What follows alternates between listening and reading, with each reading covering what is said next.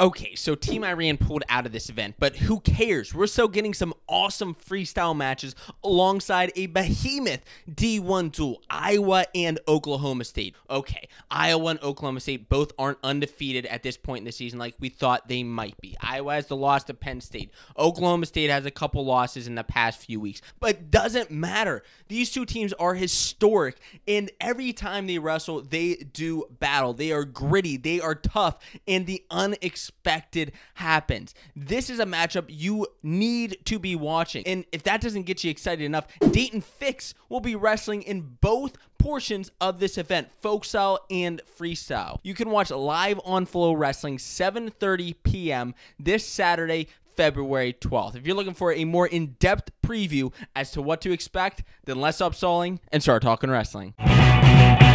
What's going on, wrestling fans? My name's Josiah, and welcome to Fanco Wrestling, your source for college wrestling news and discussion. And I've got my baseball tee on because number 2 Iowa and number 11 Oklahoma State is about to be a ball this weekend at Bout at the Ballpark. I can't wait to watch live on FloWrestling. A link to sign up is down in the description below. That'll take you right there. But let's look at these lineups, starting out with the lock of the night. And there aren't many locks in this dual meet, but the one that I do have to say is a lock of a match is 174. Which match do you think is just a complete lock for me? It's Kemmer over Plott. No disrespect to Plott, who's a top 10 ranked wrestler, but I don't see many guys outside of Starachi beating Kemmer for the rest of the season. Maybe one other guy, but it's tough with the level of wrestling that Kemmer is at right now. I just don't see Plott taking out Kemmer. So let's move on to the top of this lineup where we have a couple of questionable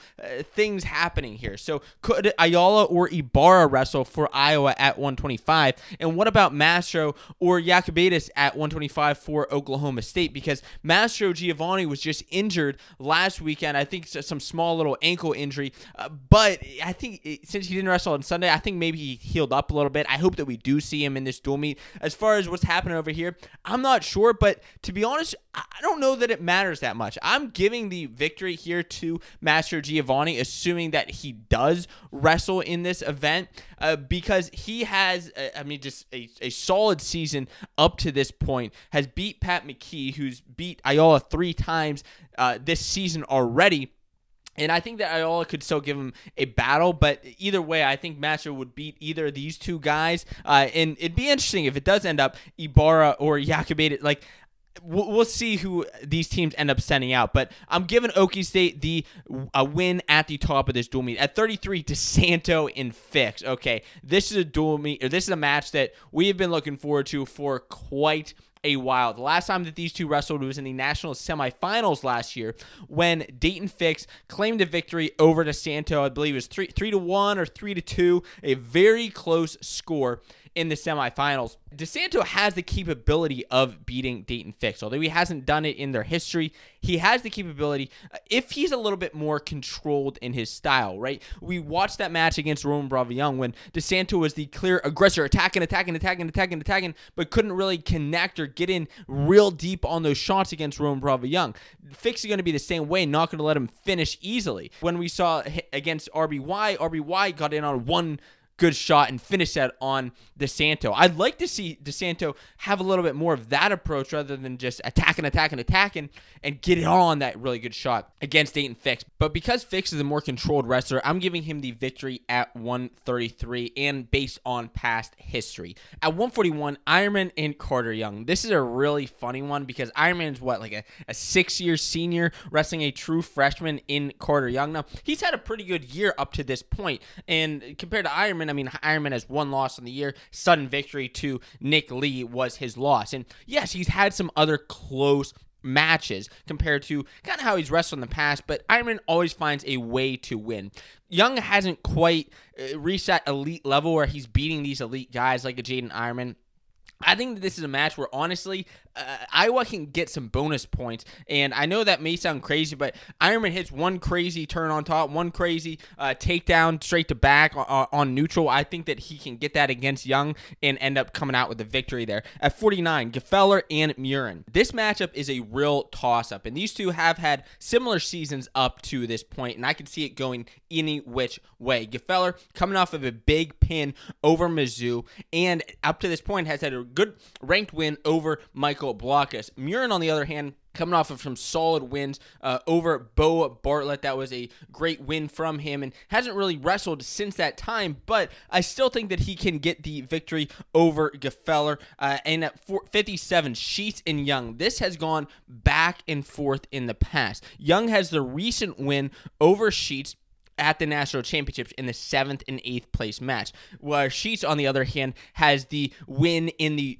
dual meet back in 2020. That's right, these two teams wrestled 2 years ago when Sheets earned that victory. Now, between how these two guys are wrestling their seasons, I think that Sheets is having a bit of a better season. Young's just taking some losses that he probably shouldn't have, and just, maybe he was going through a bit of a rut, and maybe this is the time that he pulls it out. But just based on that, I'm giving Sheets the victory. So Oklahoma State is looking pretty good up to this point. It's a pretty back and forth duel. But at 65, what happens? Yeah, I honestly do think that this is another matchup that could go either way, but Marinelli does have the last win over Whitlake, and that was also at the dual meet the last time these two teams wrestled in 2020. Marinelli won. It was maybe 1-1. It was a close score going into the third period whenever Marinelli scored the takedown. So yes, he does have that clutch factor. The other thing that Marinelli has over Whitlake, who is still having a pretty good season to date,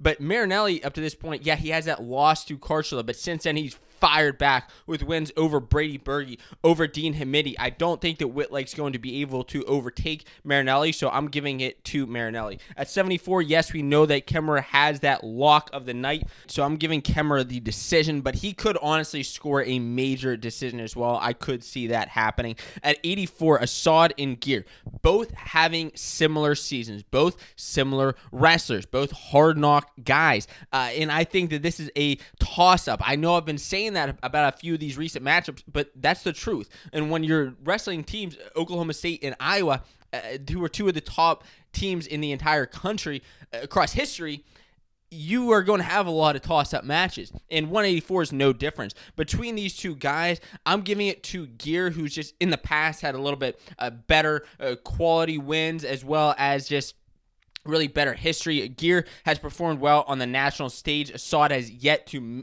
wrestle at the national championships. He qualified in 2020, but those didn't happen, unfortunately. At 97, and as you see at this point, like it's a really close duel, so it could come down to these two weights. And it may come down to the fact is, will Ferrari wrestle? Will AJ Ferrari wrestle in Bout at the Ballpark? As of right now, we're not sure. I hope he weighs in. I hope it's a big surprise, but I also hope that he gets well on his recovery and returns when he is actually able to. This could happen. If Ferrari's here, I have him beating Jacob Warner. I think that he is the top dog at the weight. Now, granted, this would be his first match back, and how healthy is he? We don't know.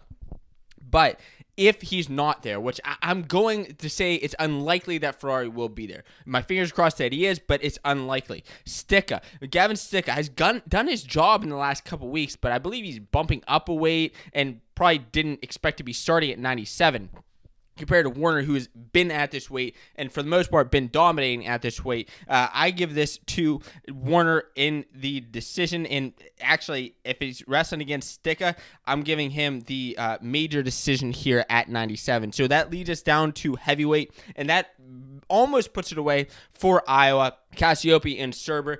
Listen, Serber, nothing against the guy. 8-6 season, a solid season, but Cassiope is just, I mean, he's not in that top tier of heavyweight, which not many are. I'm talking the Gable Steveson, right? Like, that's the tier. And then he's in that second tier with Mason Paris and Cassiope, Colton Schultz, and now Greg Kirkfleet. He's coming off of recent wins over Greg Kirkfleet, over Trent Hilger. I think he can definitely pull off a major decision over Serber, potentially even a pin to just really send off the dual meet. So that makes it 4, 8, 11, 14, 15, 16, 17, 21, 2, 3, 6, 9, 12 is the final in favor of the Iowa Hawkeyes. A couple toss-ups that could turn this tide of the dual meet, as well as a couple guys who may or may not be wrestling. There are still so many questions going into this dual meet. So again, if you want to watch live, you can watch live on FloWrestling this Saturday, February 12th, at 7:30 p.m. Eastern Standard Time. Link to sign up for FloWrestling down in the description below. And I hope that you do have a ball watching this dual meet. Let me know what your predictions are down below.